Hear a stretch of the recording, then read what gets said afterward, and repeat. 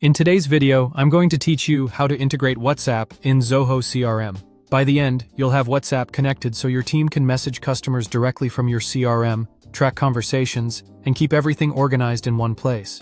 Start by signing in and heading to your ZOHO CRM homepage. Make sure you're using an account with admin permissions, since you'll be changing organization-level settings.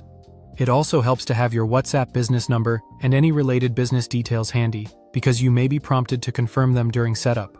From the homepage, click the Setup Gear icon in the top right corner. This opens the settings area where all your configuration lives. On the settings page, look for the Channels section and choose Business Messaging. This is the central hub for connecting messaging platforms to your CRM, so once WhatsApp is enabled, you can manage it alongside your other channels. Inside Business Messaging, locate WhatsApp and open the Details view. Take a moment here to review what's included. The integration lets you send and receive WhatsApp messages from within ZOHO CRM, log conversations to the right records, and use approved templates for outbound messaging. If your organization uses message templates, make sure they comply with WhatsApp's policies and are approved by your provider to avoid delivery issues. When you're ready, click Integrate. ZOHO will guide you through any required confirmations. Depending on your setup, you may be asked to connect your existing WhatsApp business number or confirm the messaging provider that will carry your WhatsApp traffic. Follow the prompts on screen and keep an eye out for any verification steps. After the integration is connected, click Enable. This switch turns WhatsApp on as a live channel in your CRM.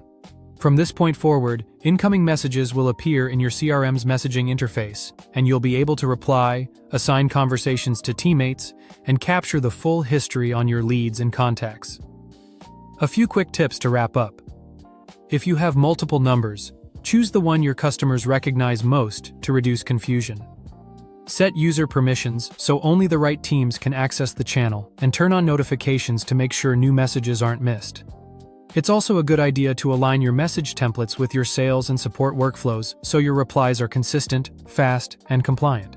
That's it. You've opened settings, gone to business messaging, reviewed WhatsApp details, connected the integration, and enabled it in your CRM. If the interface looks slightly different on your end, don't worry. ZOHO updates the layout from time to time, but the flow is the same. Thanks for watching, and subscribe for more.